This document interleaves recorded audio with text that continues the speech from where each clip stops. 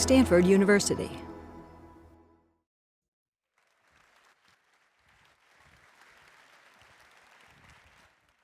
Good morning, Stanford. On behalf of 203,000 alumni living in 151 countries around the globe, I welcome you back to that special place between the foothills and the bay where the Stanford spirit was born in all of you. I welcome you back to Reunion Homecoming. We're so glad that you decided to attend. So before we begin, could we raise the lights a little bit here in the house? And I would like to ask all members of the great Stanford class of 1960 to rise.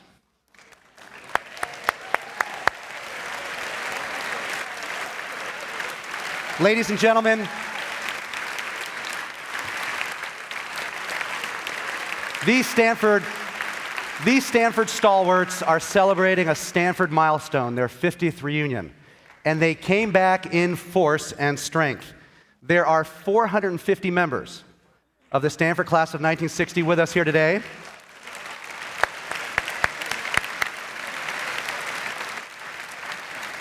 That represents nearly 40% of their class, and on a percentage basis, the greatest attendance of any class at Reunion this year. So congratulations. Over the course of the last 50 years, these great Stanford citizens have brought great honor to their class and to the university. We are so glad that they came here and joined us for Reunion this year. All right, so the Stanford Alumni Association has a very clear yet challenging mission. We seek to reach, serve, and engage all Stanford alumni and foster lifelong intellectual and emotional connections between the university and its graduates and the graduates with each other. As you might well imagine, nothing compares to Reunion Homecoming Weekend when it comes to our fulfilling our mission. Quite simply, magical things happen when 6,000 alumni from all over the globe, representing 75 years of Stanford history, come back to the farm and immerse themselves in all that is Stanford. It is truly a wonder to behold, and the community that develops is something that we cherish deeply, and something that we would say that Jane and Leland Stanford themselves would be honored by, as we all revel in this university that they created in honor of their son. We thank you all for coming back. We hope that over the course of the next several days that you create intellectual and emotional connections that will last you for years and perhaps a lifetime. We thank you so much for being here, and so now let's get on with our program. And as we do that, I want you to consider this list. David Starr Jordan, John Casper Branner, Ray Lyman Wilbur, Donald Tresidder, J.E. Wallace Sterling, Kenneth Pitzer, Richard Lyman, Donald Kennedy, and Gerhard Casper. These are the 9 men who led Stanford over the course of its first 110 years. These are the men that transformed Stanford from a humble regional university of the American West to what it has become today, which I think we would all agree is a pretty okay place.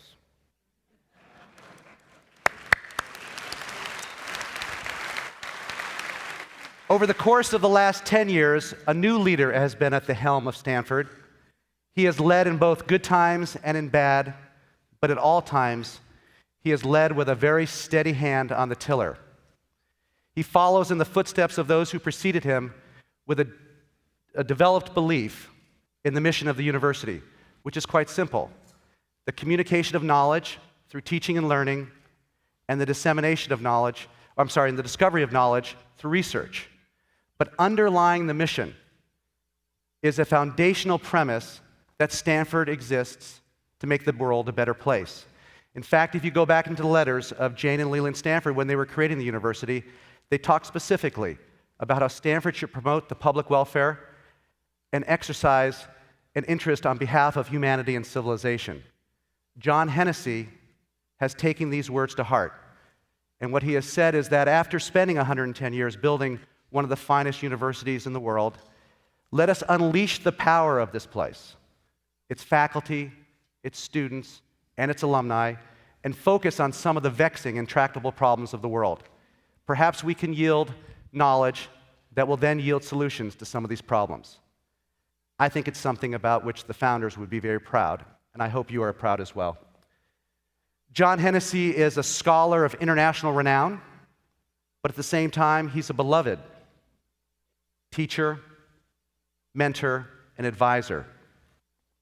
He is an engineer who belongs to some of the most prominent and prestigious academies in the world, but at the same time, he's a humanist who is deeply invested in the human condition. He is an entrepreneur with a resume here in Silicon Valley that is beyond compare, but at the same time, he's deeply an academic. And he was born and raised on the East Coast, Long Island to be specific, but over the course of the last 33 years that he has been a member of the Stanford faculty, he has become a man of the West with a sense for the pioneering spirit what that would be very much like Leland and Jane had when they came out west themselves. Ladies and gentlemen, he is the perfect president for Stanford today.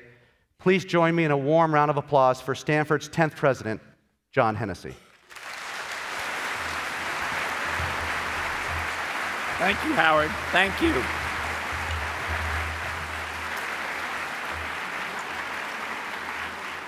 Welcome, everyone, and welcome to another reunion weekend.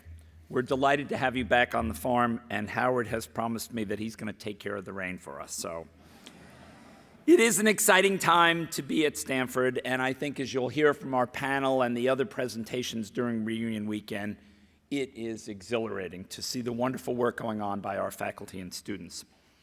I hope you have a great weekend. It is a privilege to have you back on campus. This community really exemplifies one of the very special things about Stanford, that we are a community, that we are a family, that we support one another, and that we support this university. We're delighted to have so many reunion classes back. Howard mentioned the record-breaking 50th, but we'll also this weekend have Dr. Marcus Krupp here on Saturday and Sunday celebrating his 76th reunion.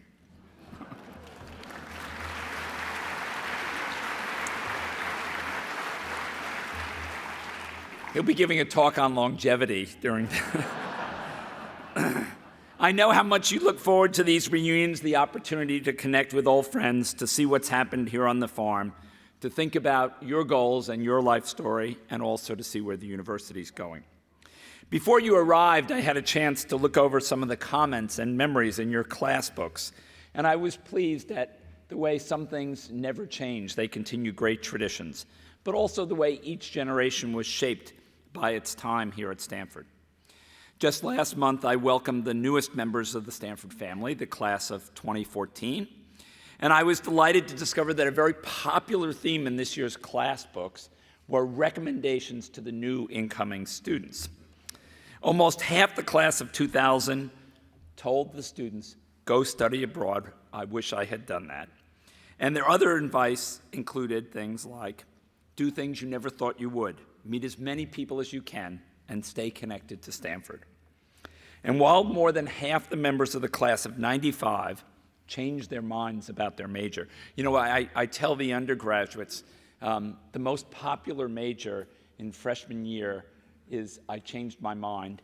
And the second most popular is I don't know, so we're working along on that. The class of 90 provided interesting advice. Dare and do more, explore anything and everything, be open to more friendships. When the class of 85 was asked what they took away from Stanford, many of them cited friends as their biggest impact of their time here. The class of 80 urged the class of 2014 to work hard, play hard, and believe that you can change the world. And the class of 1975 advised them to enjoy this beautiful campus and find joy in their days here. It's no wonder whenever we have visitors, they tell me time and time again, this is the most beautiful college campus they have ever seen. I agree with them. Members of the class of 1970 wrote about the importance of public service and how Stanford taught them to make a difference. This is particularly appropriate given that this year we'll celebrate the 25th anniversary of the Haas Center, which continues to be a leader among universities around the world in community service. Sometimes outside events shape a class. The class of 1965 remembers November 22nd, 1963, the day that President John Kennedy was killed. 4 decades later, the class of 2005 was shaped by the tragedy of September 11th. Both classes learned early lessons in the rights and responsibilities of a Stanford education. That enduring sense of community and connection runs through each generation of Stanford alumni. As Howard mentioned, we have an incredible number of alumni celebrating their 50th reunion. When they look back to a university that was very different than the university we see today. During their 4 years, tuition averaged a little over $1,000 a year. Vinyl records provided entertainment, typewriters and payphones were omnipresent, and bicycles and feet were the primary modes of transportation. Today, tuition is just a little bit higher, but I'll point out that during the last decade, financial aid has increased almost twice as fast as tuition has, and the number of students who receive financial aid has risen by 10%. Last year, in fact, Stanford undergraduates received over $160 million of financial aid, and 60% of that money came from current or past gifts from alumni. Of course, so thank you, all of you.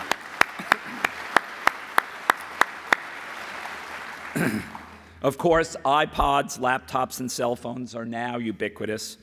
CDs are vanishing, and most students think vinyl is something that goes on the floor. As for transportation, we do see skateboards and the occasional Segway, but nothing has surpassed bicycles and feet for getting around the campus, which is good. We did have to put that little roundabout by the axis of death there so that students would. It actually works most of the time.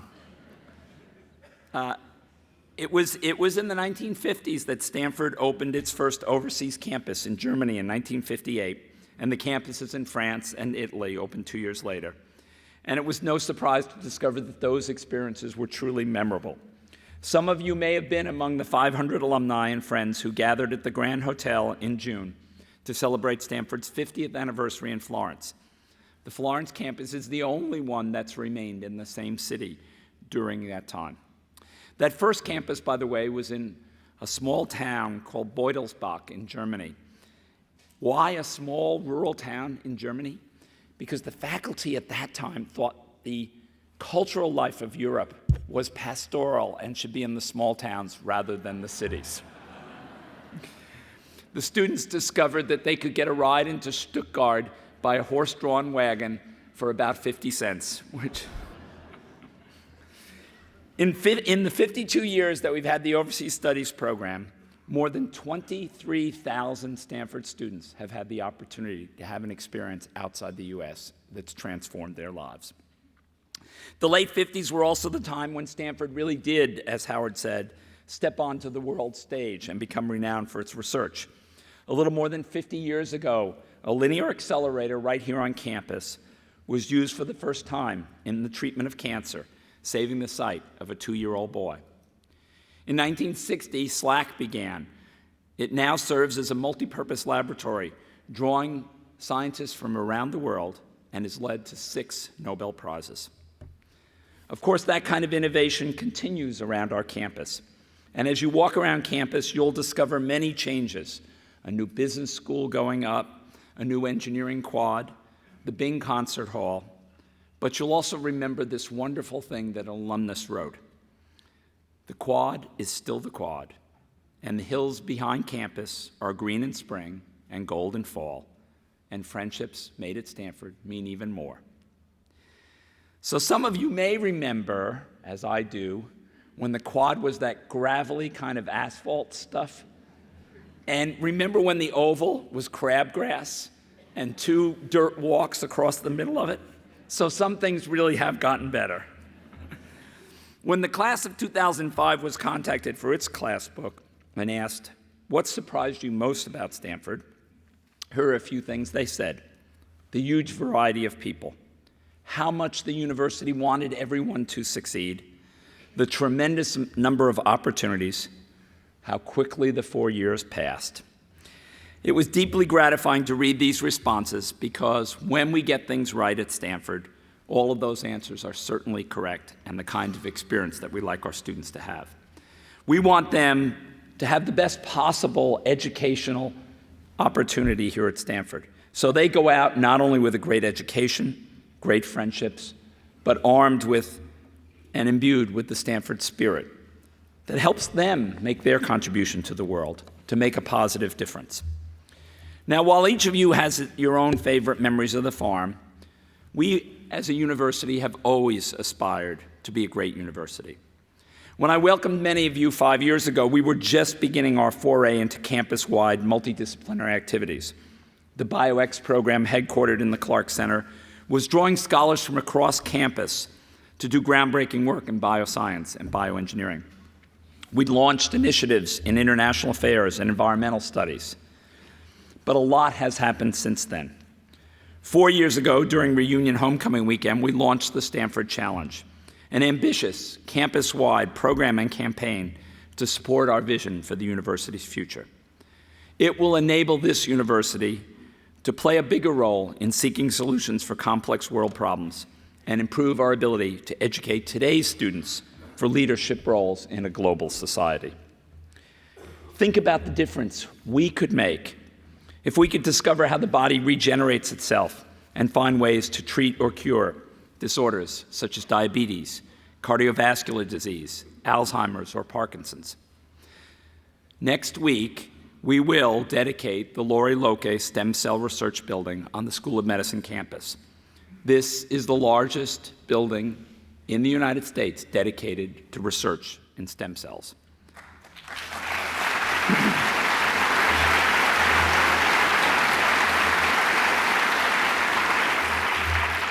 We still have a lot of work to do in that area, a lot of basic science, as well as the development of new therapies. But I think we're already seeing promising experiments in mice that could really help prevent autoimmune diseases and help particularly young people who get these diseases early and whose lives are extremely difficult. And the early research in BioX has led to a new generation of activity that we call BioX NeuroVentures, an activity focused on understanding how the brain fundamentally works so that we can pilot new therapies based on fundamental science for diseases such as depression or Parkinson's. And think of the impact if our work in international studies could help governments develop better ways to create new democratic societies and understand issues of economic development. Or our efforts in the environmental area, which are focused on a whole range of problems, from how we deal with the challenges of water here in the West, to how we deal with our energy challenge and find ways to build systems which generate energy sustainably and do the right thing for our environment. Finding solutions to these kinds of problems could have the potential to improve millions of lives around the world. In the 6 years since we launched the Woods Institute for the Environment, 37 research teams from throughout the university have been involved in 10 different countries working on global environmental problems. In the end, it is one planet, one ecosystem we all share. The new engineering quad, which houses the Yang and Yamasaki Environment and Energy Building, known in Stanford talk as Y2E2, also contains the new Wang Center and the Center for Nanoscience and Nanotechnology. These three buildings, and the fourth one still to be built, the bioengineering building, are the most sustainable buildings on our campus. And if you take a walk over there, you'll see a proof that we can build buildings that are green, functional, beautiful, and still really a part of Stanford. Among our most intractable problems are the challenges of international issues, issues of good governance, peace and security, human well-being. And in fact, as we speak, several of our colleagues are over in North Korea working on trying to put the threat of nuclear weapons in North Korea to bed once again. Hopefully, they'll be successful.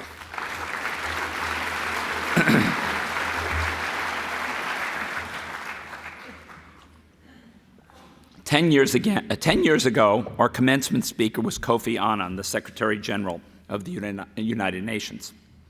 And he gave some valuable advice to the members of the class of 2000, advice which seems still very relevant today. He talked about the importance of remembering that we're all part of a global community. And he said, "We thrive and survive on planet Earth as a single human family. In an age of globalization, our interdependence deepens with each passing day." This reminds me of the important work that our students are doing. Many of you have been to one of our Leading Matters events around the country and heard the story of a few students from engineering and the business school who collaborated on the problem of dealing with under-birth weight babies around the world who get hypothermia because they don't have access to incubators in rural areas.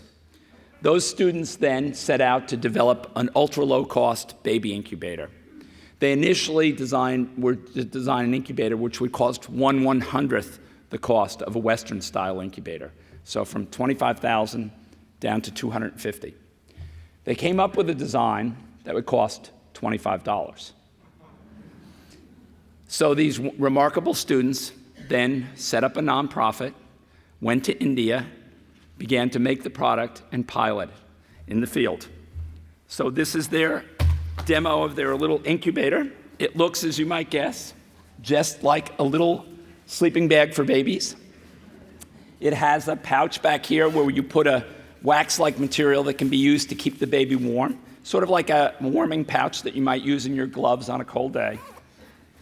They've developed this. They're actually manufacturing it and testing it in India. And just this spring, this incubator helped save its first baby. That's the kind of incredible work our students are doing.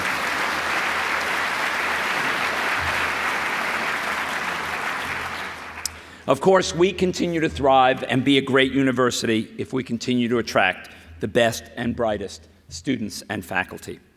A few years ago, when we expanded our financial aid program for undergraduates, we aimed to ensure that a Stanford education remained affordable for the best students, irrespective of their family background. We also aimed to improve our support for our graduate students, particularly those exploring interdisciplinary research, work that we believe holds great promise. It is that support from one generation of alumni to the next generation of students that makes that all possible. Yesterday, 2 days ago, when I was meeting with a group of undergraduates in their dorm, I reminded them that it was the wonderful generosity of Stanford alumni that made it possible for them to have a financial aid program so that they could come to this wonderful university. So thank you for your commitment and your support. I know you share the importance of this incredible work with us. You're part of the team that enables us to do these kinds of great things. I know you're all looking forward to today's panel discussion, so I just want to conclude with a short announcement about a tradition, which we'll try tomorrow. Many of you mentioned the pleasure of attending football games during your time here at Stanford. Tomorrow, our football team will play Washington State for Reunion Homecoming game, and we hope that you'll be there. After the game, we've asked the team to remain on the field and join us as we sing the Stanford hymn, Hail, Stanford, Hail. I think you'll really enjoy seeing our students, our brand new students out there singing the Stanford hymn together with the team out on the field, and of course, the Stanford band. We're hoping it doesn't rain. If it rains, Howard Wolf has available a pass. If we're ahead by 21 points at halftime and it's raining heavily, you can get a pass from Howard that allows you to leave the stadium early. So welcome back and have a great weekend, and go Cardinal.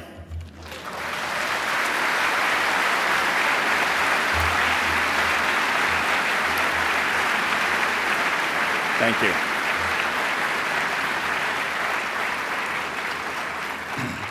I now have the pleasure of introducing today's panel and our panel moderator. The panel will provide insights on the social impacts of communication technologies and talk about the potential of these discoveries to change the world. The panel will be moderated by my colleague, Terry Winograd, professor of computer science, whose topic is Liberation Technologies, Mobile Devices in Kenya. Please join me in welcoming Terry and the rest of the panel. I want to thank you all for being here, welcome you today. This is what makes Stanford exciting. Faculty we actually come from 4 different schools around the university, each doing something. The communication technologies is the theme, but as you'll see soon, the ways in which that theme is being picked up are very different and diverse and leading to lots of interesting new possibilities.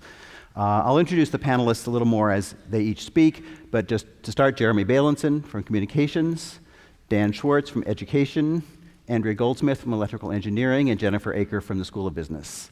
And I'm Terry Winograd from Computer Science.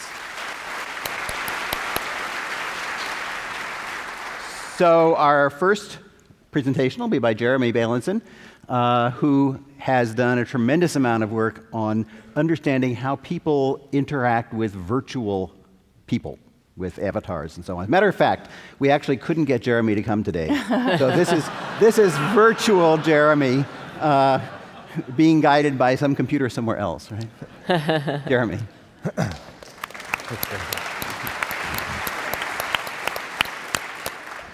Good morning. So I'm going to talk today about these things called avatars. Avatars that our kids are using for hours a day, that business people are using to communicate. And I'm going to talk to you as 1 part engineer and 3 parts social scientist. And what we do is we have a lab where we build virtual reality, we put people in avatars, and we study their behavior when they wear them. And we're finding a lot of really fascinating things. So, what are these avatars? So they range in how realistic they are. Sometimes they look very cartoonish. Sometimes they can be photographic. Sometimes they can be look like a different species. These are these digital representations people wear in video games, in video conferences. They're a digital wrapper that people control when they're communicating, when they're playing games, when they're working. And here you have screenshots from some of the more popular games. Farmville, over 100 million users.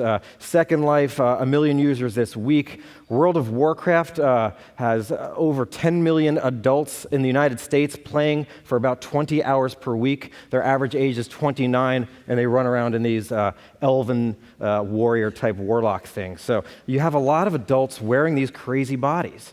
In our lab, what we do is we look at not only things you find on the web, but we build avatars that are high in what we call immersion, meaning they look just like you and they behave just like you. So please start this video.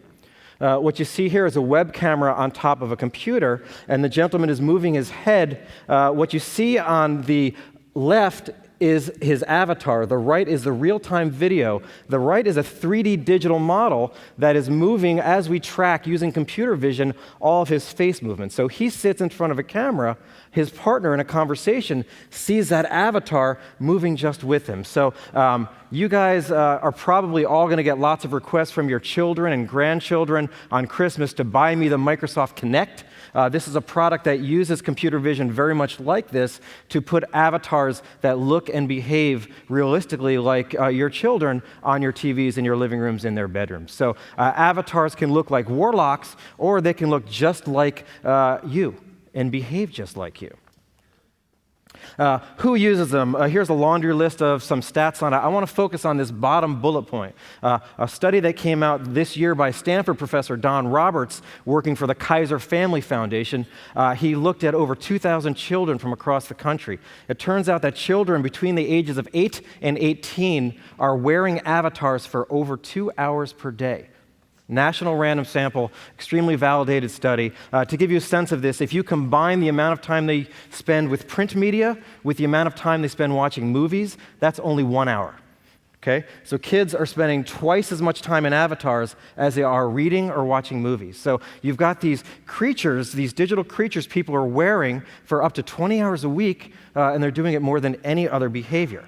And the big question that we ask in the lab are, what are the consequences for me wandering around the world for 20 hours a week, 30 hours a week, even 40 hours a week in an avatar that is fundamentally different than my physical representation? So in a world where I can be beautiful, where I can be the other gender, where I can be a puppy, when I can change my species, my height, in a world where there's no constraints on how I look or behave, what are the consequences to me? What are the consequences to the people that I'm interacting with? And as a lab, what we do is we run experiments to answer these questions. So I'm going to show you a video which is how we typically run an experiment in my lab. This is an immersive virtual reality simulation. In the bottom window there's somebody wearing these fancy engineering apparatus that we build. And what you're seeing is the vision that he gets in stereo as he wanders around the virtual world. Please start the video. So this gentleman is in my lab, and he's walking around. As he walks, we're tracking all of his physical movements, and we're updating the world to reflect what he sees and what he hears. You really feel like you're in this room. And so this gentleman, he walks up to the virtual mirror, and he sees himself in the mirror. It looks just like him. He's a white male. It gestures with him. As he turns his head, it turns his head. It really feels like him. But then he bends down, and he is a white male in the physical world, but we've now changed him to a woman of color. And the big question we ask is, when your virtual identity is separate from your physical identity, and you then go out into the digital world and interact with other people, how do you behave? Do you behave in line with your physical self, or do you then behave in line with your virtual self? Meaning, how much do these avatars change who we are? So we've run about 30 or 40 experiments that look at this. And the typical experiment, we put someone in an avatar. We take in hundreds of subjects, and one at a time, we put them in a different avatar. And we just measure what they say, how they gesture, their behavior inside and outside of the lab. So the first study we looked at was attractiveness. In the physical world, it turns out that better-looking people are friendlier, more extroverted. Despite the fact we'd love to think we're these deep creatures as humans, it turns out how we look does change our behavior. In the virtual world, beauty is free.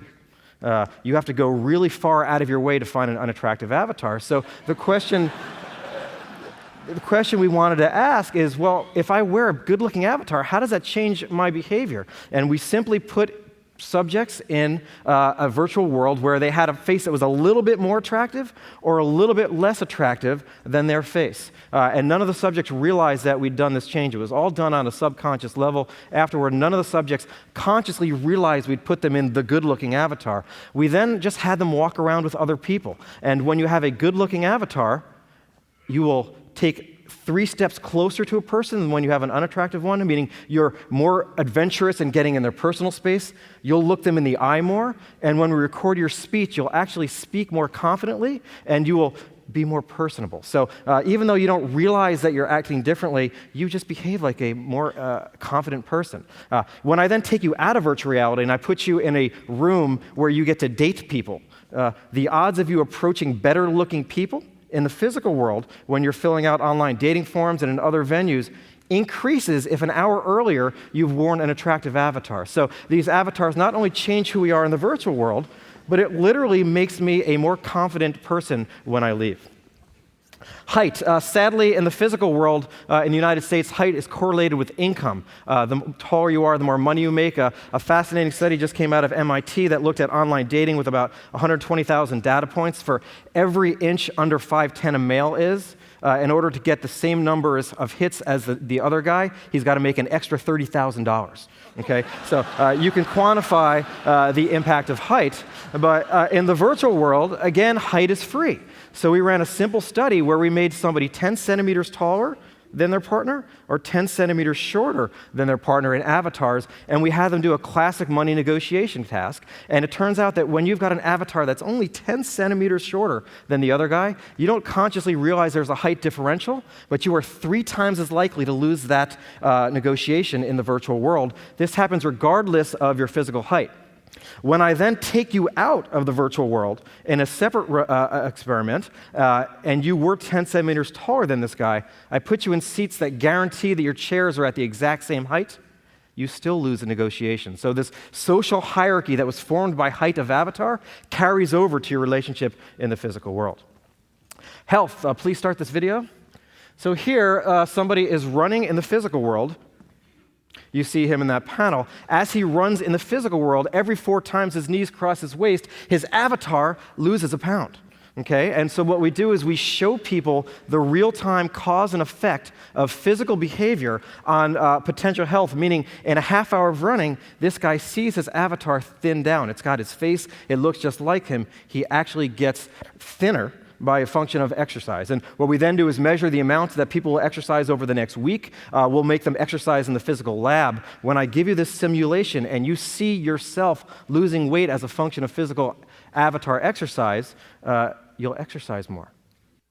Okay? So, look, we all know we're supposed to exercise. You can tell someone to do it. It doesn't work. Show them their avatar getting fat because they're standing still. You'll see exercise in the lab. We've also done this with eating behavior. So in this study, we had subjects where we took over their arms, so we're tracking their arm movement, and forced them to eat Reese's Pieces, one after the other. And literally, they had to look down and see themselves swell. We then put them in a room and give them an opportunity to eat and look at the foods they eat, and you can see where this is going. You eat healthier food as a consequence of actually seeing the cause and effect of healthy and unhealthy eating. Retirement savings. So if I build the avatar of a subject in my lab, this is Hal at age 30, the top left corner, I can use algorithms to age him. By creating this connection to your future self, we can actually make people defer gratification now, that is, turn down money now that they'll then put in their savings retirement. So as a way to get kids to save more money, we've been very effective in aging their avatars. So I'm running out of time. Let me just conclude that if you're worried about this or excited about this, we've got a book that's coming out. You can pre-order it now. It's called Infinite Reality, and it's about how avatars are really going to change the world.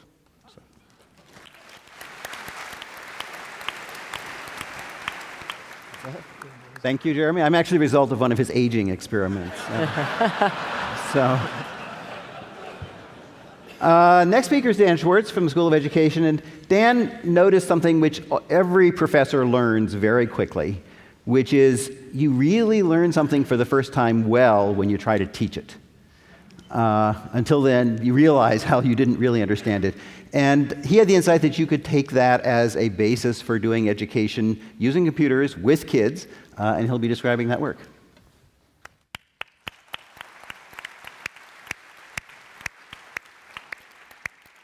Hello. My area of specialty is how people learn, and I know a lot of people have very practical questions about computers and kids, like should the public invest in a computer for each child. I'm going to skirt those questions. And instead, I'm going to talk about this diagram, which I like a lot. This comes from the Center on Learning on Informal and Formal Environments. And the red represents the percent of waking hours that people spend in formal learning arrangements like school over their lifetime.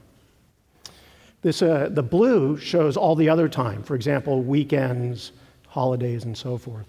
I like this diagram a lot because it sort of shows what heavy lifting school needs to do. At the same time, it begins to suggest that there's lots of things that could be types of learning that are going on in the blue out there in informal space that might inform what we want to do in schools. So that's going to be my question, is how can we take advantage of what we find out in informal space to improve learning in the formal space?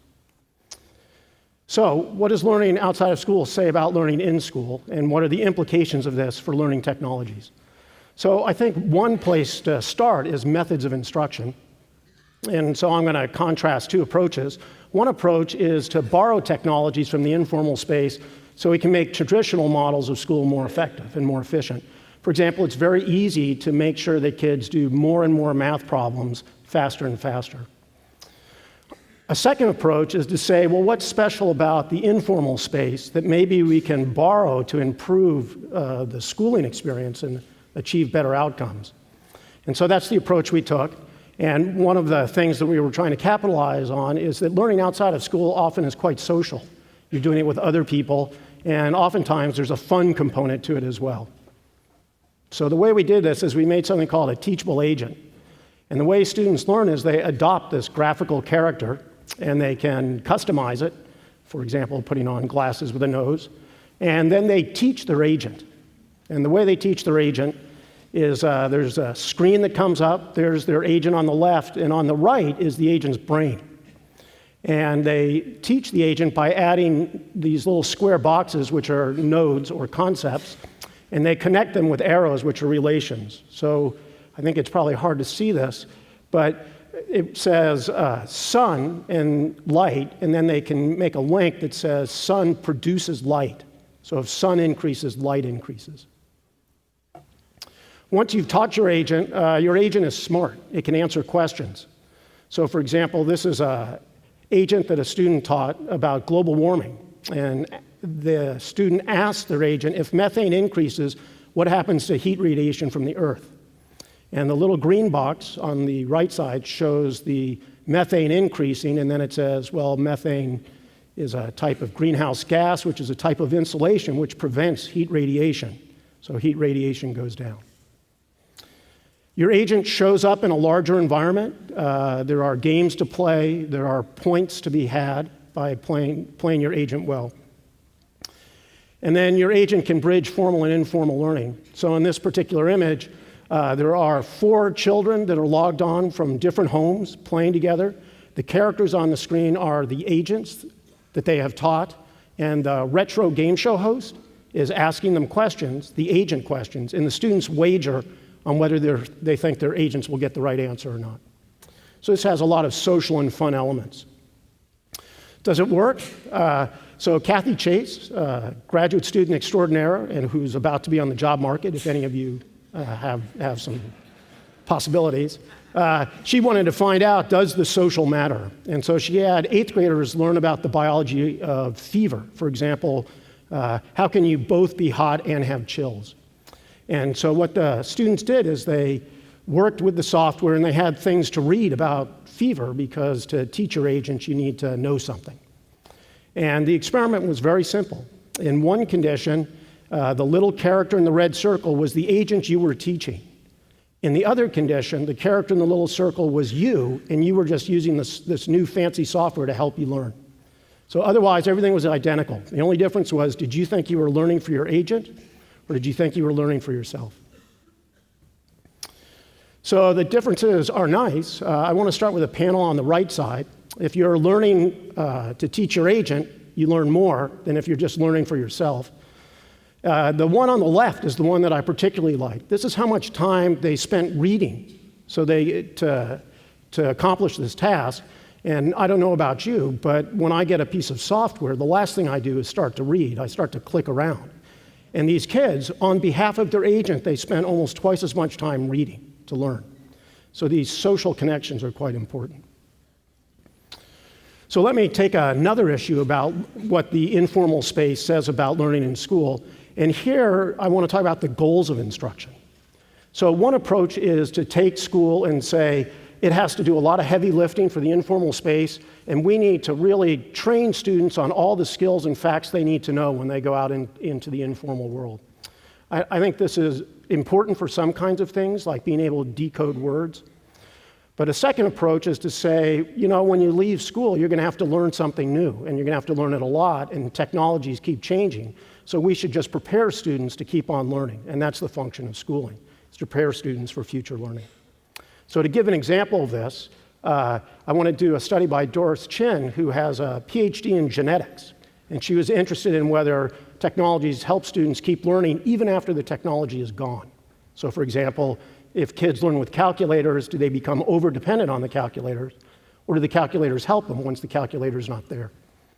So in this study, the way it worked was it worked with a lot of teachers in 5th grade classes, and they had, this school district had a kit, science kits. These are boxes, and inside the boxes, there's lots of hands-on activities that the students can do, and there's a curriculum that goes with it. And so one group of students and teachers just taught the science kit the way they normally do. The other ones did the science kit plus the teachable agent. And so that meant there was a shortage of time for the kit because they were using some of the teachable agent instead. But hopefully it would be okay. So the results on that are pretty good. If you use the kit with the teachable agent, you get better causal understanding of living systems. For example, how the heart causes blood to move through the veins and so forth. The interesting part of this study comes second. There's a crossover. So all the kids who were using the teachable agent suddenly stopped using the teachable agent to learn the next kit on a different topic called Water Planet. And then the students who weren't using the teachable agent start to use the teachable agent to learn this new kit. And so there's two questions. One is, when the kids start using the teachable agent, will they then show a bump like the other group? The more important question is, will the kids, when they stop using the teachable agent, go back down? And so the results turned out quite nicely. It turns out that the kids in the red who started using the teachable agent improved, but the kids who stop using the teachable agent stay high. And the reason they stay high is they've learned to think causally. So now when they hear about the water plant, they're starting to make causal connections. So they've been more prepared to learn. There's a downside to this, which means that the technology I developed becomes obsolete, right? Because they don't need it. Okay, so how can technology take advantage of the blue to improve the red? I think we can come up with innovative models of instruction based on what's going on in the informal space. I think we can think a little more clearly about the kinds of goals that schools have for preparing students once they leave and head out into the blue, where technologies are changing all the time. And one area where I think people are extremely excited is rethinking assessments of learning. So currently assessments tend to be factual retrieval, maybe procedural execution, and we can do better than that. So for example, out in the work world, you're often evaluated by your product, not by how well you do on a test. So with the teachable agents, one of the things we can do is we can give the agent the test instead of the student. It turns out that how the agent does predicts what the student learned very, very well. A second quite exciting area is being able to follow process. So most tests you find out too late that the kid didn't learn. Now we're able to track how students are learning during their learning activities, and we can make diagnoses about the kinds of activities they're doing that are helping them or not helping them.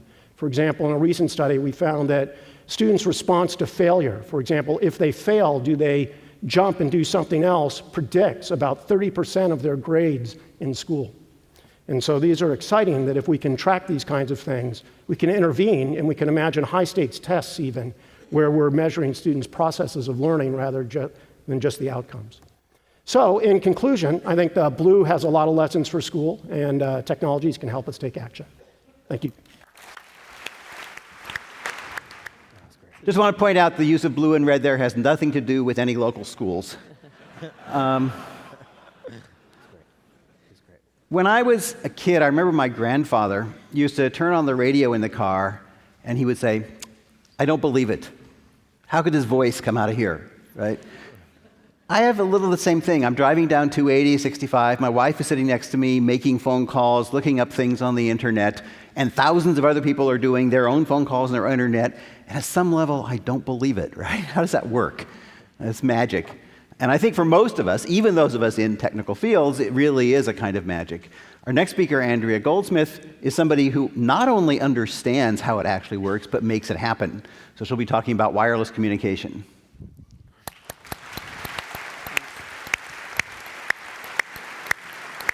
So do you really believe it's Terry's wife and not Terry who's on the iPhone?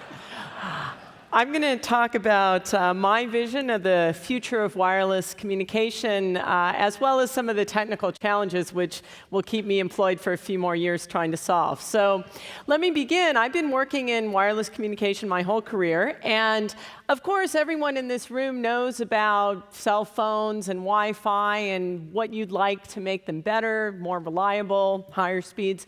But what's actually changed over the last several decades in the future of wireless is that we're not just looking at how people will access information either via their computers or talking to each other or accessing the internet on their smartphones, but the next 10 years or so, we're going to see a lot more of device-to-device communication, which is going to enable new things like automated highways, where you drive onto the freeway, you take your hands off the wheel. You actually can use your iPhone, and it's not illegal because the car is driving itself. And you may be thinking, well, I can't even get my cell phone to work well on 280. Am I really going to trust these cars that are driving at hundreds of miles an hour and communicating via wireless? And that's what we use graduate students for in terms of testing them out to make sure they work.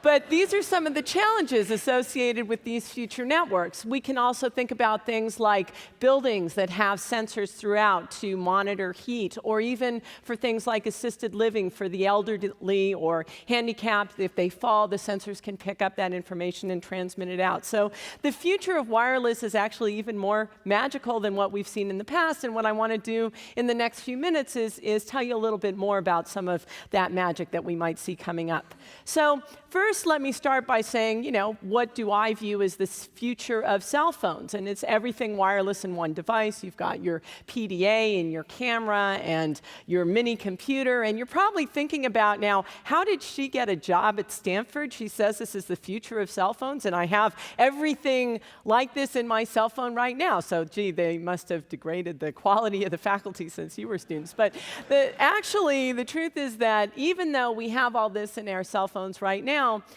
it doesn't perform very well. So what we'd like to build in terms of wireless technology in the next few years is much better performance and reliability than we have today. In particular, gigabit per second data rates, which for those non-engineers, that's 1,000 times faster data rates than you get in your cell phone today. Low latency, which means you can watch a movie on your cell phone and it doesn't stop every time you go through a coverage hole. And much better coverage both indoors and out. So you can take your cell phone inside, into the basement, into the parking lot, and it works seamlessly just as it does when you're outdoors and you have clear lines to your signal. So this is the challenge, and the challenge is not in the cell phone, it's in the backbone network. And we're looking at things like making cells much smaller, moving base stations into the home so that your phone works much better in the home. Notions of cooperation between these base stations that are actually sending the signals to your home. And one of the areas that I'm particularly excited about is the notion of green cellular, where up until now we've never really worried too much about the energy consumption of the cellular network. They're operating in first world countries, but the biggest growth is in third world countries where there aren't reliable sources of information. So how do we build these networks that are much more energy efficient than what we have today? And that requires actually a complete rethinking of the design of these networks. Now moving indoors, future Wi-Fi, so everybody uses Wi-Fi, and there's a couple of challenges there. So even in my home in Menlo Park, which is not that big, my son's bedroom is down the hall, and he always comes in to my office where the access point is, and he throws everything off my desk and plugs his laptop into the wired connection of the Wi-Fi, and he says, Mom, like a typical 13-year-old, you think you're so smart, you're a wireless professor at Stanford, you can't even get the Wi-Fi to work well down the hall. And I say, well, that's, typical exasperated mom of a teenager. It's like, well, Daniel, actually, it's not that simple, and that keeps me employed with grant money for my students, so it's a good thing that the wireless doesn't work. And when you think about making Wi-Fi work anywhere in the world, so a house in Menlo Park or Palo Alto is fairly large, the walls have some reinforcement in them, go over to Europe where you need to get Wi-Fi to work in castles and in homes that have very large brick walls going through them. Or you go over to Asia where the walls are very thin, but that means there's interference in all the rooms. And how do we get these Wi-Fi systems to work well? The other exciting application is wireless television, where you want to hang this very thin HD TV screen on your wall, and you invite all your neighbors over to hopefully watch San Francisco play in the World Series, and it's bottom of the ninth, 2 outs, we're behind by 1 run, and the pitcher throws the ball. Everybody jumps up in front of the wireless transmitter and blocks the signal, and it goes out. So that you wouldn't be very popular with your neighbors. So this is one of the challenges in building these kinds of future television systems. So the performance there, burden is on the network, which we're also trying to design. Now let's look at some other interesting applications. The radio spectrum, what we use to transmit our signals through the air, is very crowded and very expensive. Companies like AT&T pay billions of dollars for spectrum to support the wireless cellular systems that we have. So So what we're looking at is something we call smart or cognitive radios that can use this spectrum much more efficiently. So then you say, well, how do you make a radio smart? Do we educate it? Maybe we can use some of the tools that we've been talking about in terms of teaching our radios. Well, radios are actually only as smart as the engineers that are building them. And so we're looking at kind of rethinking the way we build radios so that they can be much smarter about how they use the radio spectrum and how they avoid interference. And this will open up a lot more spectrum for new applications which currently just don't work very well, even Wi-Fi systems which operate in very crowded spectrum. That's why, for example, if everybody in this room were trying to access the wireless network, it might be challenging because of the interference. So these cognitive radios have the potential to open up a lot more spectrum and make our systems perform much better. Now, moving on to kind of the more advanced techniques that we're looking at, sensor networks. So in the 1980s, the Golden Gate Bridge turned 50, and they closed it to traffic and had a bridge walk. And I was actually on the bridge that day. It was a beautiful day in typical San Francisco fashion. There were people, who set up brunch tables and in costumes, and everybody crazy in San Francisco turned out for that bridge walk. And they expected 30,000 people to turn out, and 130,000 people came out. And it was bumper-to-bumper people, worse than bumper-to-bumper traffic on 101. And the bridge was not designed to support that kind of weight, and it bent. It actually bent. So it could have been quite a catastrophe. Fortunately, it wasn't. And what if we were able to put sensors in the bridge? And when that, 30,001th person walked on the bridge, the sensors would determine that the weight had been exceeded, that was safe, and they would notify the police and get people off the bridge. So you can think about these sensor networks as being intelligence, distributed intelligence out there. And once the sensors pick up some interesting information, they can send it back. They can collectively determine, is a bridge going to collapse? Is an earthquake going to happen? Is a volcano going to explode? And get that information out. Now, again, the challenges of building wireless networks here are energy. These sensors may have to last for hundreds of years if they're embedded in a bridge. How do we build a radio that can last for hundreds of years on a small battery power that's available to it? So this is one of the big challenges in building networks like this. And we're also looking at doing things with sensors for the smart grid. So find out ways that we can put sensors into the power grid to be more energy efficient, to eliminate some of the rolling blackouts that we've had in the past, to see when the system is getting overloaded and prevent catastrophic failure before it happens. And control over wireless, I talked a little bit about these automated highway systems. They're very challenging because even though the data rate is not very large, as anybody who's used a wireless system of any kind knows, wireless is not reliable. It's inherently unreliable. And control, especially when you're looking at applications like automated highways, needs extremely reliable communication, even though you're doing it over a wireless channel, which is very unpredictable. And you can also think of applications for control over wireless, like there are these little miniature insect flyers. They're mechanical insects. And you could imagine putting sensors on these insects, having them go into buildings that had collapsed and monitor where the people are and send that information out and maybe use it for control systems of changing where the chemical to suppress the fire is, or changing the heating and this type of thing. So there's lots of exciting applications there. And the most exciting application when I look to the future is in health, biomedicine, and neuroscience. So it turns out your cell phone is a camera. You can put a blood sample on top of your phone, take a picture of it, and send that back to do something like malaria diagnosis. And this is actually being done for communities in Africa. You can use this to get networks of doctors with distributed expertise to confer on a particularly difficult case.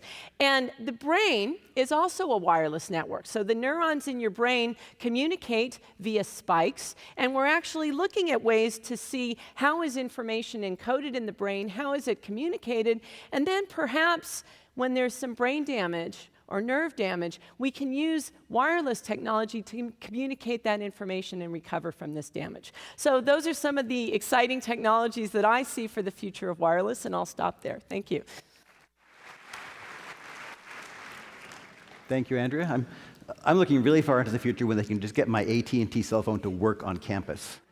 That will be... Okay, so I'm going to take a few minutes to talk about some work that I've been doing, and it's joint with a faculty member who's actually interdisciplinary all in himself. Josh Cohen has appointments in political science, philosophy, and law. So it bridges a lot of areas since I'm in computer science, which is a fourth one. And we have a couple of questions that come together in the course that we've organized. So the first question is the external one. Can information and communication technologies help really bring improvement to human well-being? And what about places where they don't have high income, high infrastructure? Second question, which is now the process question, is how can students be the ones who collaborate across disciplines and develop these innovative ideas that are going to be effective and have an impact?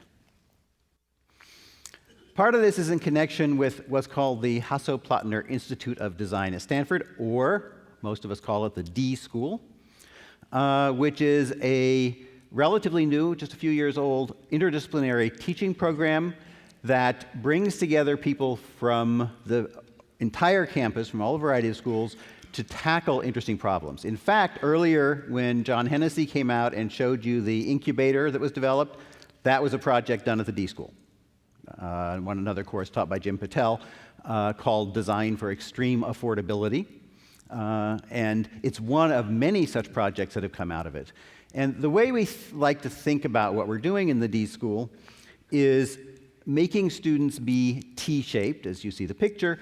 And the analogy is that you have different kinds of mental muscles. So one kind is the analytic muscles. It's what we teach in all the departments here. It's what universities like Stanford, research universities, are great at. You're a really solid computer scientist or electrical engineer or social scientist. The other direction is how do you see your skills, your knowledge, fitting in with what other people and other disciplines do to tackle real problems. And that's the crossbar. That's what we call design thinking. So this program is oriented towards teaching, towards getting students to work in small teams, interdisciplinary, and come up with solutions which meet several criteria. So they have to be things which are viable, that is, they can economically survive. They have to be feasible, technically buildable, that's what our engineering departments are great at, and they have to be relevant to human needs. They have to do something that is in accord with what technology would actually be valuable for people. So we have several ways we approach this. First, which I just talked about, is the real focus on the user. It's user-centered design. Tackling real needs and problems. This is unusual for university courses where you tend to set up a physics exercise and they run the exercise and do it, or a simple experiment. Here you're learning by tackling things that are too hard for you to do. You give students problems that people who have more money and more time and more training have not solved, and you say, try it. You'll learn. You'll get confident. You'll see how that process works. Radical collaboration, meaning really work thinking about all the areas. That incubator example was understanding the medical side, the technical side, the economic side, the social side, which is very important for acceptance. If all of those weren't in place, it wouldn't work. You can't just say, I'm an engineer, I'll figure it out. And do that through prototyping. That is, you don't start off, think everything through, get it all right, and then build. You get an idea, you build something, you put it out, and you see what happens, and you learn. So we're back to learning here, that learning is really a process of iterative design, iterative building things. And in that, the final thing is being mindful. You think about process. Okay, we're at the stage now where we want lots of wild ideas. Okay, now we're at the stage where, hold on to your wild ideas. Let's see if we can actually get this to work now. So there's a lot of discussion in the D School about how do you think, design thinking, what is the process?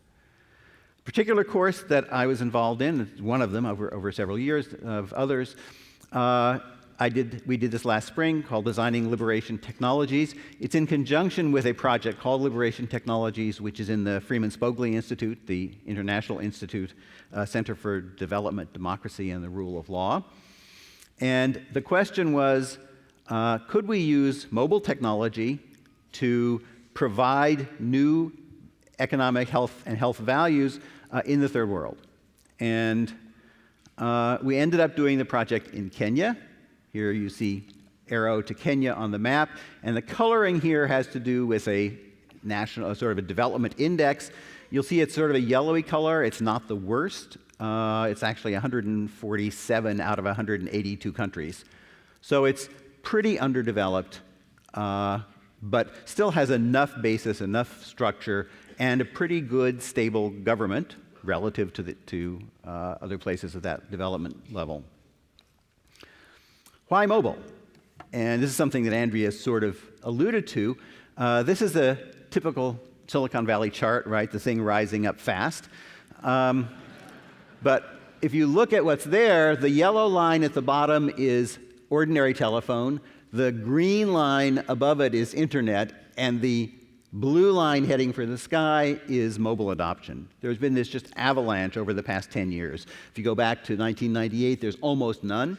And if you go to 2008, and of course we're already past that a bit, penetration of mobile, even in the poorest countries, even in rural areas, is extremely high. Something like 60% in Kenya.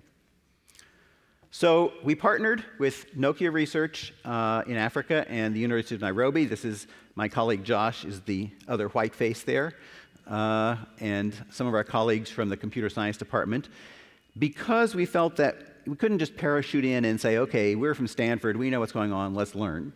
We had to work with people who were there, who understood the situation, who understood the culture.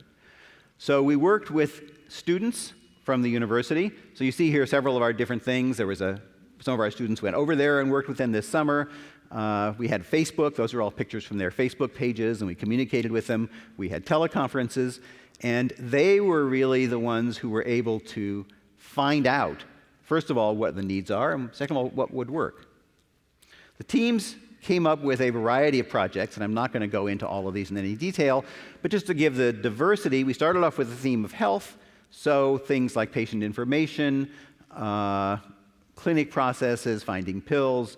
Two that I'll just mention, and there were 3 out of the 6 projects, 3 of them continued into the summer, where some of the teams went back to Nairobi to work with the people there. One was very interesting because Kenya, as one of the least developed countries in the world, actually has a very interesting, highly developed system for using cell phones for money transfers.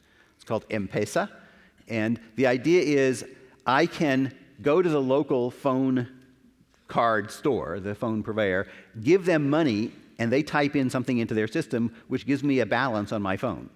I can then text from me to you money from my phone. You can go into one of these same stations, give them the code on the phone, and they'll give you the money.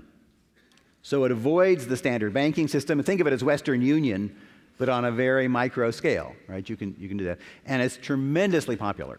I've forgotten the exact statistics. Something like 2/3 of the people there use it. And so 2/3 of the people with cell phones use it. Very simple, very lightweight. Most people who use it don't have bank accounts. And it's used in a whole variety of ways where having this quick and easy access to transferring money is important. So this team looked at the question of how do pregnant mothers save for the expenses that are going to come with the baby. So it involves the technical system, how do they use this money transfer thing, and also, of course, the social systems. How do you encourage them to save? How do you get them to think about the future? Another one was looking for water. The water in the slums, this is Matare. We actually started in Kibera, which is another slum in Nairobi. Huge areas with basically these tin roof shacks and no real streets, and extremely crude infrastructure. So the water supply is there sometimes, some places.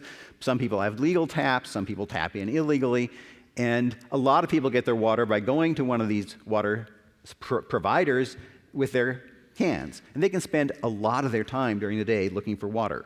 So the question was, could you use cell phones as a way to easily locate where water supplies are available today, because it changes. That team actually ended up connecting with a group called the Umande Trust, which works in Matare, which is a nonprofit, an NGO that is focused on water. And they said, this is a great idea. We are not doing this. We'd like to add it to what we're doing.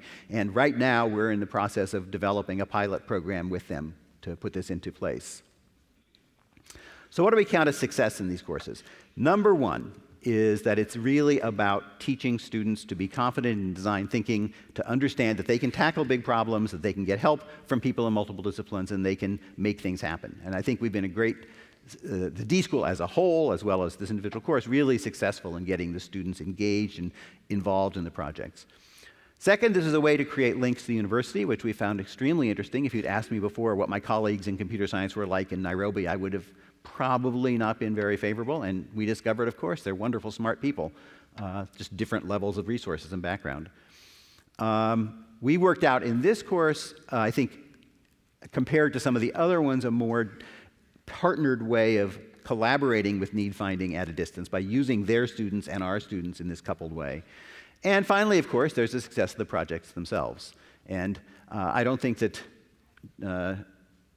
next time you have this meeting, President Hennessy is going to get up and wave a cell phone that's finding water, like he did the incubator. But I think in all of these projects, we're finding ways that you really can apply technologies to problems that people have that can be solved. So.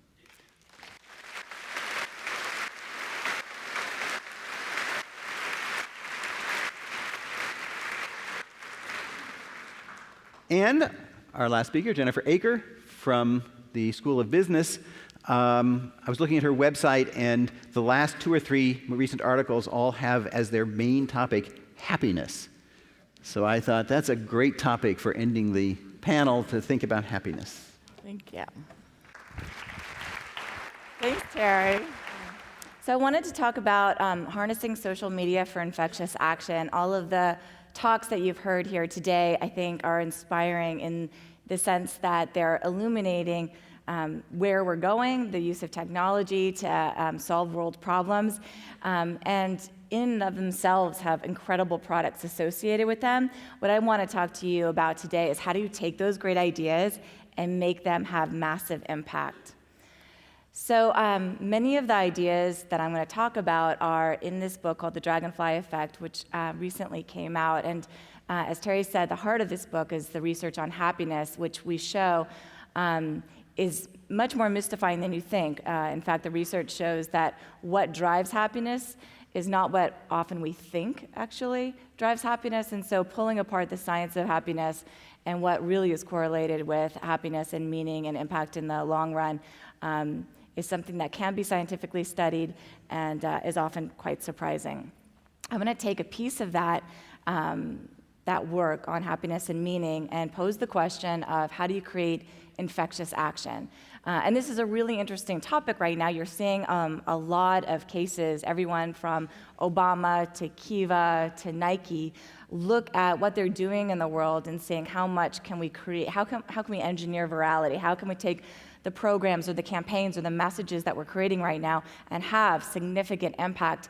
And we note that the way that people are talking to each other right now is not based on brands talking to you or nonprofits talking to you or politicians talking to you. And in fact, when they do, we're seeing a massive distrust. We're having a significant trust deficit that's going on in our culture right now. People show distrust for for-profits, for nonprofits, for government agencies. What do they trust? They trust their friends. They trust people. And these communication patterns are happening more and more through social media. Now, I have to tell you, 2 years ago, my personal perspective on social media was very much of the following. I felt that the more time we spend on Facebook and Twitter and MySpace, the more narcissistic we become, the increased number of stalkers who follow you around, and the fast-paced living makes you adopt ADHD at a massive scale. So I am not a big believer of technology, as inspired as I am by all of these talks. I had a very dark view of social media in particular. This was juxtaposed against my husband, Andy Smith, who loves technology so dearly that we have 10 universal remotes in our home. So. And despite those 10 universal remotes, I don't know how to turn on a TV. I'm just saying. So we have significant fights in our household. And and not just about technology, but the role of what we're doing as a household in the world. How are we raising our kids to give back in the world? How can we teach our students to give back in the world? And these are conversations we have at our home. Until one day, 2 years ago, I was teaching a class called Creativity and Innovation in Marketing. And I learned from many years that people don't remember what I teach. In fact, I send emails out to my students 2 years later, and I say, "What do you remember from my class?" And they'll say, "I don't remember anything." And they will say, "Do you have this? Like, do you ever do this?" It's so horrifying. But they'll be very nice about it. They'll go like, "You are a very nice person," and I enjoyed your class quite a lot. And so when you teach creativity and innovation in marketing, you learn to not do what you traditionally do. So I didn't spend hours thinking of the top 10 insights that I wanted to impart on my students on that last day. I instead asked my students, "What did you learn in my class?" And most students sent me 1 or 2 bullets, but one of my students, Robert Chatwani, who does the social good here at eBay, sent me a PowerPoint deck, and he said, "I learned this in your class, and I'm going to share with you that deck." He called it using social media to save lives. And when he was taking my class, 6 months prior to the class, his best friend, Samir Bhatia, a Stanford undergraduate, focused in technology and social good, was diagnosed with leukemia. And he was 32. He just got married to Reina, who's on the left-hand side right there. And they found out, well, first of all, they were shocked. A 32-year-old with leukemia, how are they going to tackle this problem? And they found out that a friend of theirs also had leukemia, was going through similar challenges. A Boston doctor also grew up here in the Bay Area named Vinay. So that's Samir right there, charismatic, infectious, brilliant, Stanford. Vinay on the upper left, also brilliant, charismatic, infectious. Both of them just got married a year prior. Now, as you know, leukemia is a cancer that starts in blood-forming tissue such as bone marrow and causes large number of blood cells to be produced and enter the bloodstream. In the U.S., there's 45,000 new cases diagnosed, 50% survive, and there's many treatments for it. For most leukemia patients, the only cure is a bone marrow transplant. The nonprofit bone marrow registry called Be the Match has 7.5 million individuals, and if you're Caucasian, there's an 80% chance you'll find a match and find a match quickly. But of the 7.5 million registrants, 20% are minority and only 1% are South Asian. So if you are South Asian, your chances of finding a match are very, very slim. In fact, they're 1 in 20,000. What did Robert do with Samir's friends and family? They looked to India, but in a country of more than 1 billion people, there is no bone marrow registry. There are 2 fledgling ones that have had no energy behind them. So what do? Friends got together. They felt they had to do something, anything. Their options, do nothing. And for me, I'd want to deliver a lasagna, and that would do nothing, right? Or you could do something, or you could do something seismic. And so what they did was, if the odds are 1 in 20,000, then all they needed to do was hold bone marrow drives and register 20,000 South Asians, and then they'll find a match. There was just one problem. They had weeks to get this done. They needed to move fast. They needed to scale. Failure was not an option. Their one goal, 20,000 individuals. They harnessed social media. They built out the websites. They executed like crazy. All of these are live links. So if you wanted to run a bone marrow drive for Samir, you just double-click on a link. You get to a bone marrow drive for dummies. Everything is templatized, tools and templates. You go on there and you have letters that you can write off. You don't have to write those letters. You just cut and paste, add your name, sign it, make the bone marrow drive happen. They told the story, and widgets were created by people that didn't even know Samir or Vinay. Videos were created by people that didn't know them. The result, 470 bone marrow drives, 24,611 people registered in 11 weeks, and a perfect match.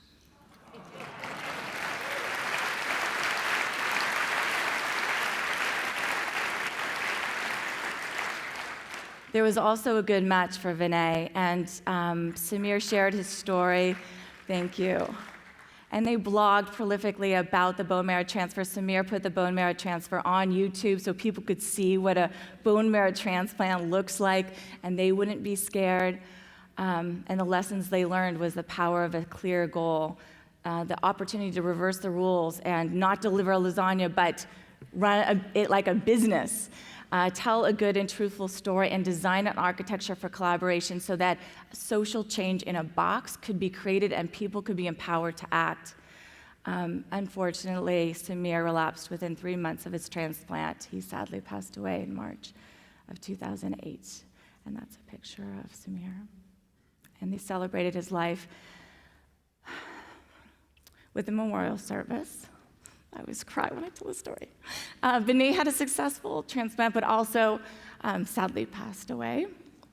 But the reason I'm here right now sharing this story and saying that there is power when you match meaning to social media is that just from the 24,611 people that were banked in the registry, in 1 year alone, that matched with 266 people in quite an amazing way. In bone marrow, 80%, if you get the bone marrow to them quickly, survive. So that's over 200 people saved from their efforts. So the final thoughts are most revolutions are sparked by the actions of a few ordinary people, and your biggest asset is a clear mind and a very large idea. So define the ignition point of a chain reaction and ignite it. And what we did with that was create a model about focusing and grabbing attention and engaging and enabling action. And I wanted to just finally sit with you with 4 questions is, as you create infectious action in the world, how are you connecting to these 4 wings of a dragonfly? And to leave you with a final note, which is this is not a short story about Samir and Vinay. It's a story about what's possible when you connect meaning to social media and create infectious action to make the world better. Thank you so much for your time.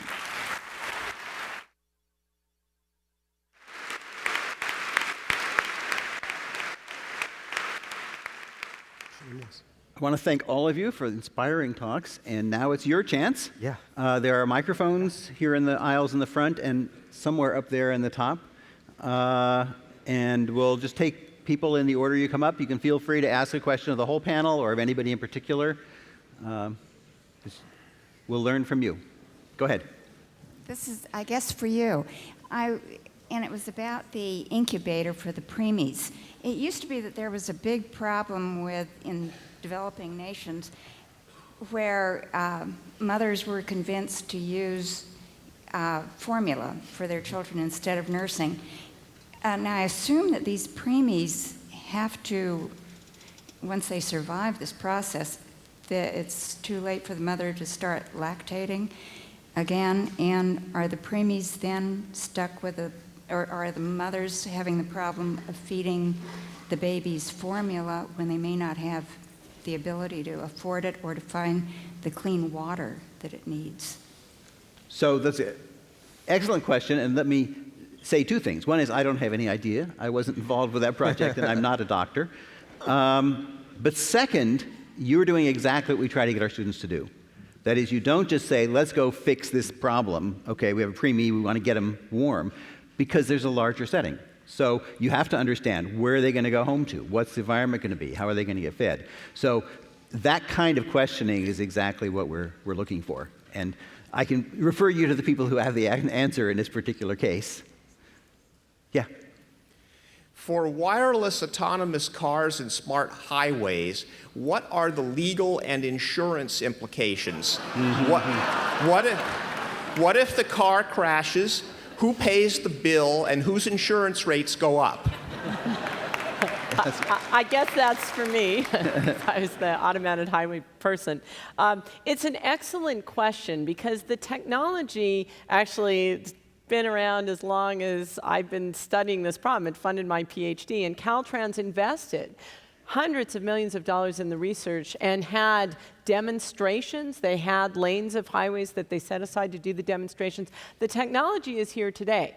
The bottleneck is exactly what you say. So if the automaker puts this in the car and buys a wireless radio off the shelf, who is responsible if there's a crash? And there is no clear answer to that. So as in much of technology, it's not in a vacuum that we can solve the technical problems. There's a larger set of legal and social and economic problems which we have not yet solved for the automated highways. And so there's no answers yet because there are no cars you can buy today. There's also social issues, right? So if you buy one of these souped up cars, do you get to drive in a special lane and it's like a carpool lane? And what about people that can't afford that technology? Is that the best use of our highways? So there's a whole range of questions that haven't been answered. So I don't have the answer to your question, but I will say that is truly the bottleneck to seeing this technology in action.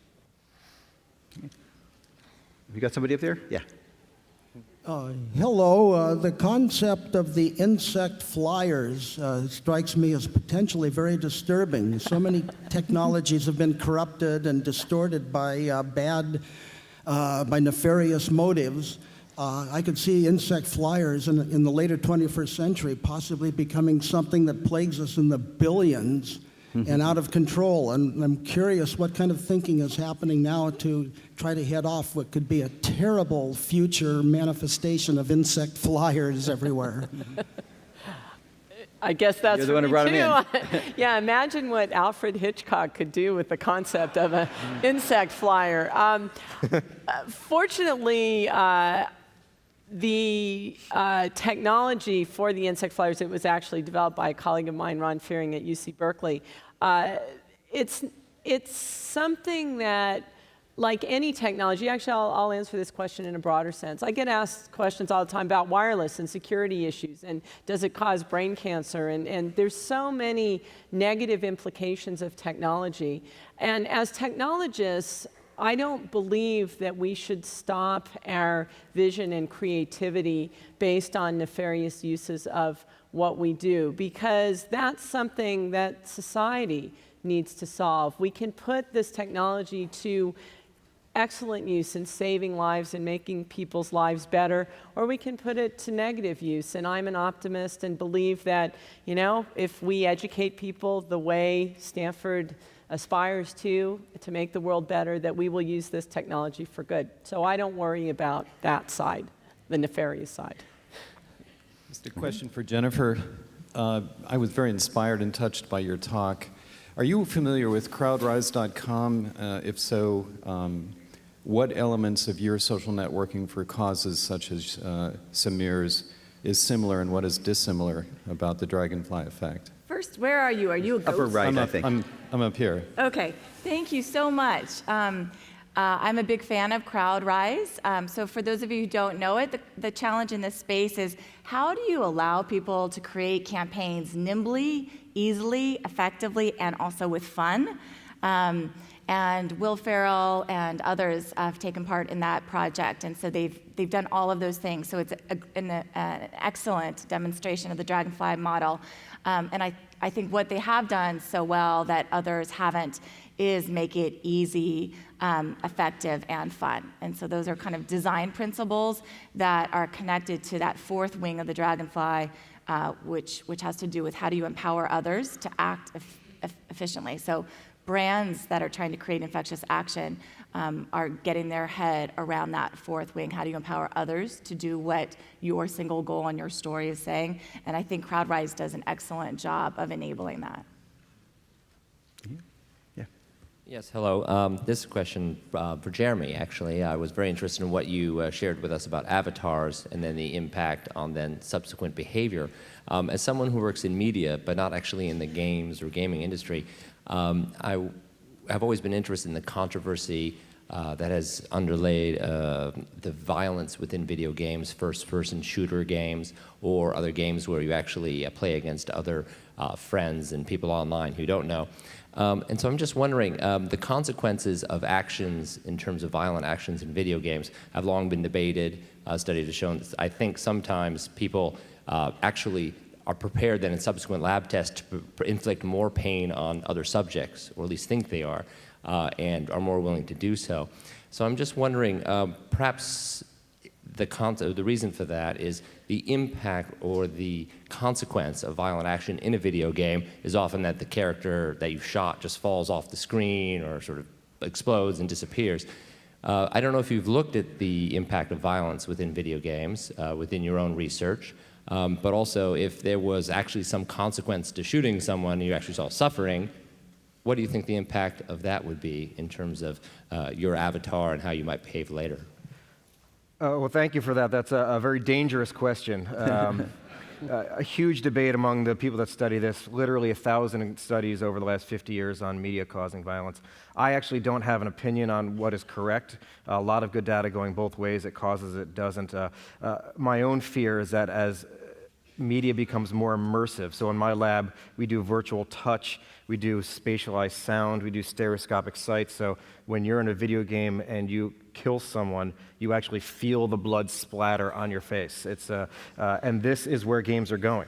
Again, I don't fall one way or the other on do I believe it causes violence or if it causes a catharsis that is relieves us from our violent tendencies. I am worried about how as games become more immersive with the Wii, with what Kinect is rolling out, that the abstractness of virtual murder that you have in Pac-Man, games like that, is going to become much less abstract. So there's about 4 or 5 experiments on it that look at more immersive games, and most of them are showing more physiological arousal as the games become more immersive and a bit more lingering effects. Yeah. My question is to Andrea Goldsmith. The question is not asked in jest. Do you see wireless technology having any hazards to one's health? Yeah, definitely it's not a question in jest, and it's one that's been asked for decades.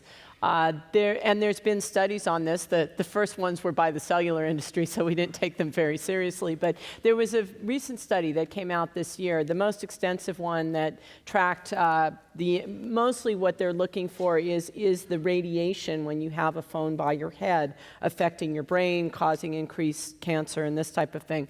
And that study showed that the only positive correlation was for people that use their phones. I think it was around 9 hours a day. So there was no demonstrated correlation of increased risk of brain cancer for people that use their phone normally.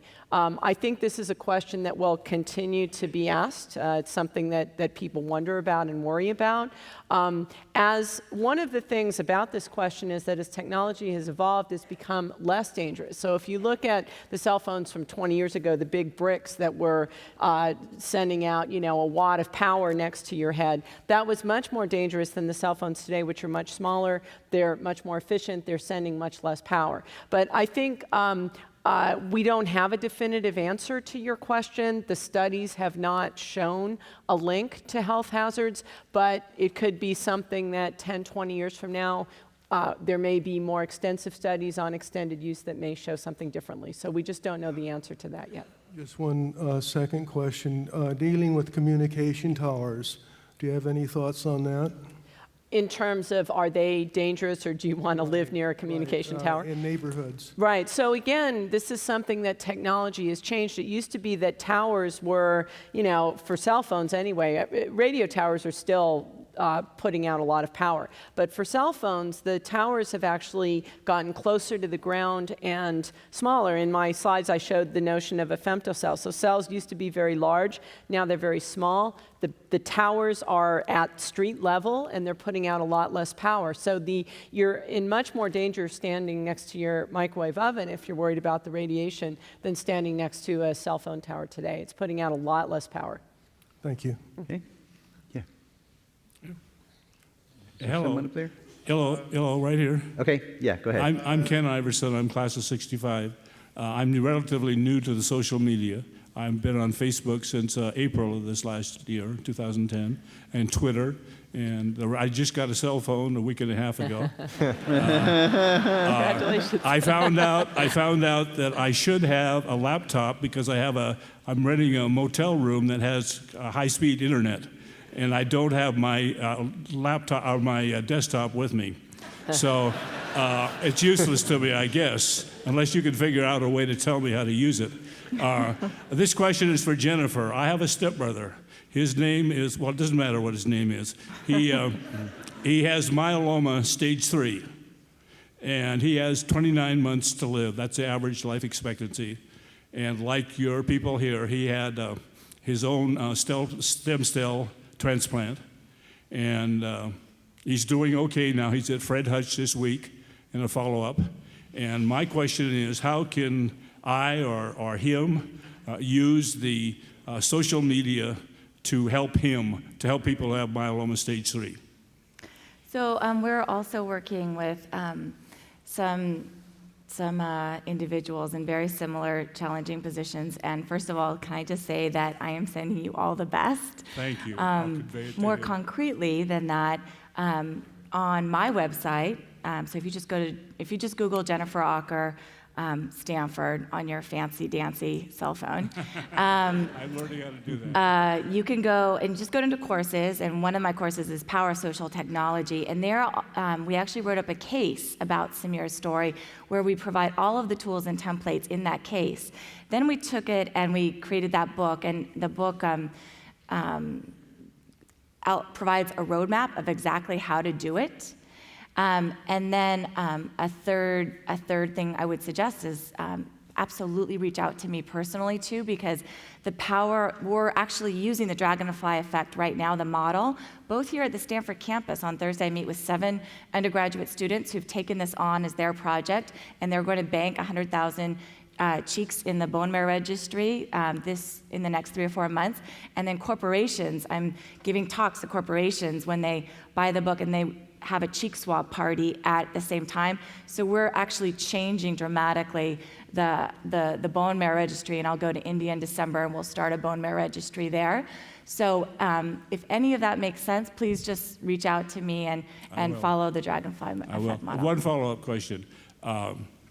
Would stem cell research have any hope for Jim? His name's Jim Turner. He lives in Moses Lake, Washington.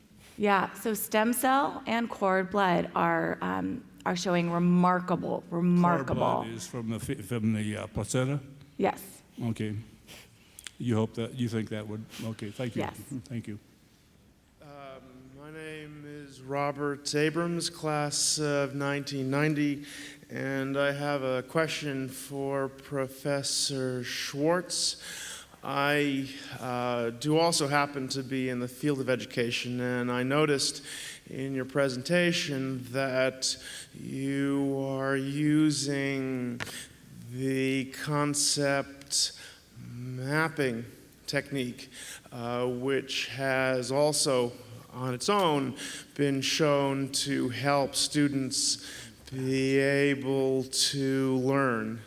And I wanted to ask you if you have done any work to try to tease apart the educational impact of some of the effective educational approaches that you are using as a part of your program from the idea of the teaching agent.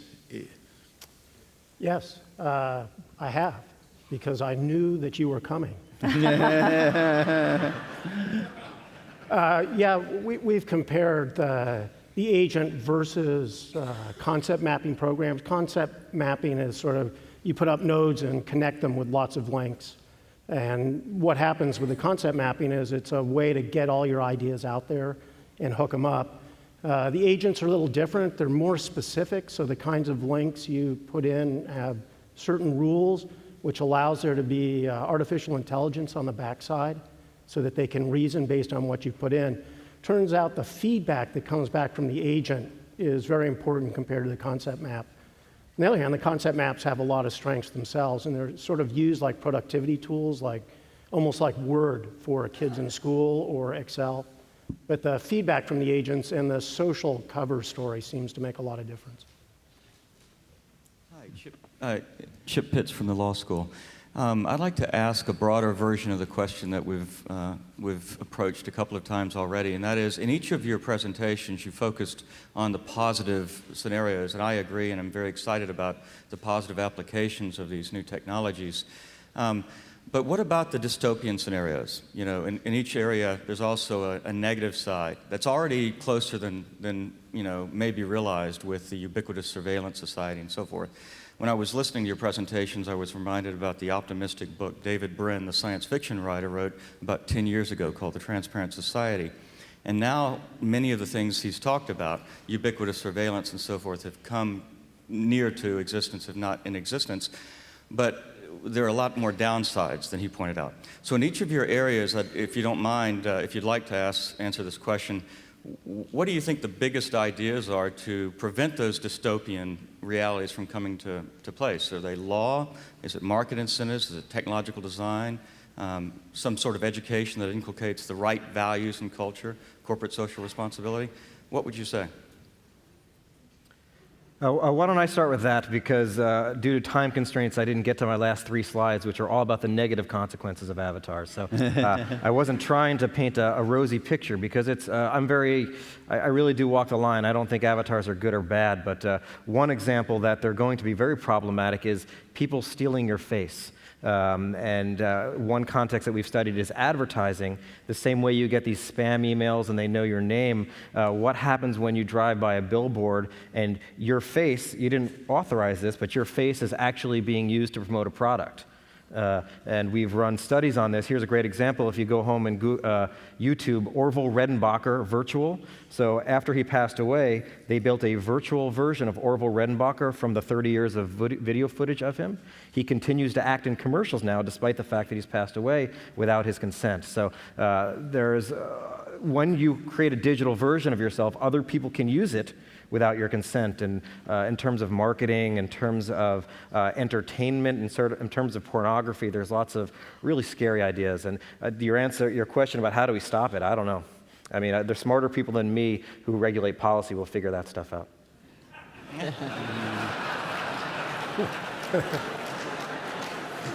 So Dan, are you one of those smarter people? My answer is pretty quick. It's that we basically bring technologies into schools to do bad things more efficiently. A quick comment, and I already spoke to this a bit with the insect flyers, but so the airwaves are owned by the people and regulated by the government, so it is a very regulated industry, and that allows brakes to be put on and things like automobiles and that type of thing. What I worry about is actually the social implications of being connected all the time. And like my kids, they never make plans. You know, they do everything immediately. And I think that you hear about people breaking up over Facebook or over their cell phone, SMS. And I worry about the social implications of technology. But again, I think that's an education problem. It's a social problem. It's not a technical problem. Yeah, I guess one of the things that I resonated to in Jennifer's talk, where she talked about this sort of crisis of trust, if you call it that. And I think that as engineers, we tend to say, okay, there's a problem, let's figure out the technical solution. Let's build it so it can't go bad, build it so wrong. And I think that's not going to work. I think that it is, as you mentioned with the cars, a very deep social, political, economic soup that we're in. And we have to find ways to have institutions that can take policy actions, the technical is not going to do it by itself, in a context where they're trusted. And I think that's a huge problem, not for us specifically as engineers, but really for society at this point. And then I guess I would say that I feel like social media is already there. We're already in a bad space, sort of, to some degree, that the narcissistic ADHD and stalking mentality, I think you're already seeing it. And I also, like Andrea, is very, very worried about the idea of being connected all the time and making rapid decisions. So I guess the story I was trying to say is, could we step back and think more thoughtfully about social good? So I guess that's one piece of it. And then to answer more directly your question, I'm not sure where are going to be the most effective levers, but I will say, based on what I've seen, both in government and for-profit and nonprofit, all three of those, is that the biggest delta I see is more and more companies getting really passionate about the social good that they're creating concurrent with profit. So the last 50 or so years, Americans believe that you make profit or you create social good or do good in the world, and you only do that social good when you have a lot of money, right? And then the CEOs partner decides where it's all going to go, right? And now what you're seeing is more and more models where the social good, there are two orthogonal dimensions, they're not two endpoints on a continuum, where the more money you make, the more social good you create. And what I see right now in the D School, GSB, other places right now, are inspirational stories of Stanford undergrads and other undergrads who are baking social good into the business model, said early on, like day one. I mean, you know, your examples are great, such that I think what we're going to see in the next 5 or 10 years is a huge ability for for-profit organizations in particular to be really effective at minimizing downside. Go ahead. I wanted to say I thought all of your presentations were amazing. I'm Chris, I'm class of 05. But I was also wondering, what opportunities do you guys have to work with one another? I thought there's a lot of work in avatars that could work well in education and social media, working all of these together. And what opportunities is Stanford providing all of you to work more with each other, and maybe also how alums and other people in the community can help out? So I can just have one small thing. My classes with Chris Flink and others are actually taught I think the D School is one of the many hubs that like basically connect a lot of us. So there's some schools that are being cultivated. But as you said, like, you know, all of the research that we're doing, I think one thing that Stanford does do really well already is cross-fertilize ideas and provide platforms like Leading Matters or this panel and other panels where we can get to know each other.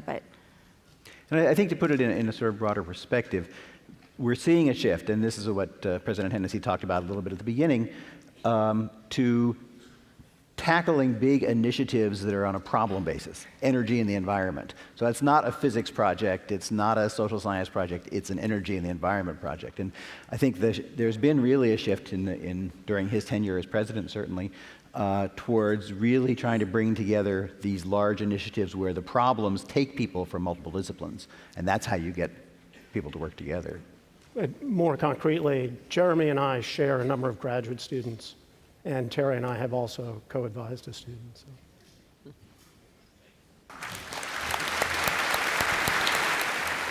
So thank you, ladies and gentlemen, once again for joining us. Enjoy your day.